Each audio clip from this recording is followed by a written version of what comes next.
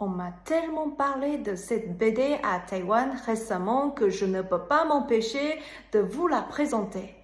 En plus, elle est traduite en mandarin. Oui, pour tous mes abonnés de Taïwan. Salut tout le monde, c'est Xi Wei et ici c'est le refuge intérieur. La BD que je vais vous présenter aujourd'hui est La distinction de Tiffaine Rivière, librement inspirée du livre homonyme du sociologue Pierre Bourdieu. Cet ouvrage est l'un des livres les plus importants du XXe siècle en sociologie.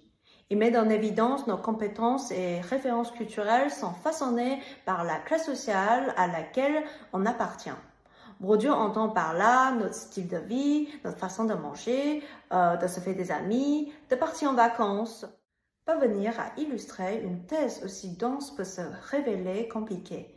Pourtant, Tiffaine Rivière y parvient avec brio. L'histoire commence par un jeune professeur de lycée, M. Koiker, qui a décidé d'enseigner la distinction de Bourdieu à ses élèves.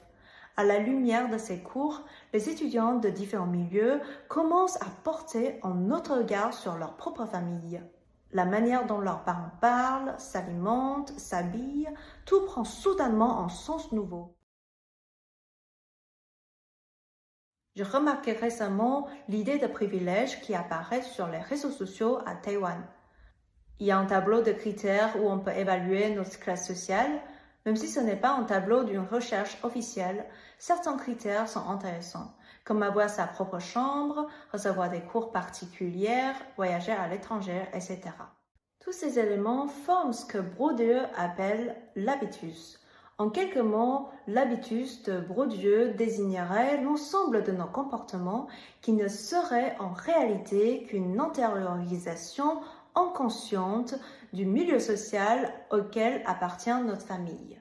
C'est étrange pour moi que le sujet de la classe sociale n'ait pas pu émerger plus tôt dans la société taïwanaise.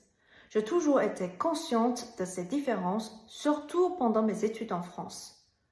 Quand ma coloc taïwanaise m'a fait remarquer que j'ai utilisé des mots dont elle n'avait pas l'habitude dans son milieu, ou certaines de mes expériences qui me semblaient naturelles étaient spécifiques à ma famille. Malgré le fait que ce tableau fasse polémique en ligne sur la question des privilèges, j'apprécie beaucoup la personne qui a évoqué ce sujet parce que Taïwan rencontre aujourd'hui les mêmes problèmes que la plupart des pays développés, à savoir une banalisation de la reproduction sociale et être transfuge de classe devient de plus en plus difficile. Pour moi, cette BD nous donne un regard objectif sur nos rapports sociaux et offre une explication vivante d'un ouvrage difficile.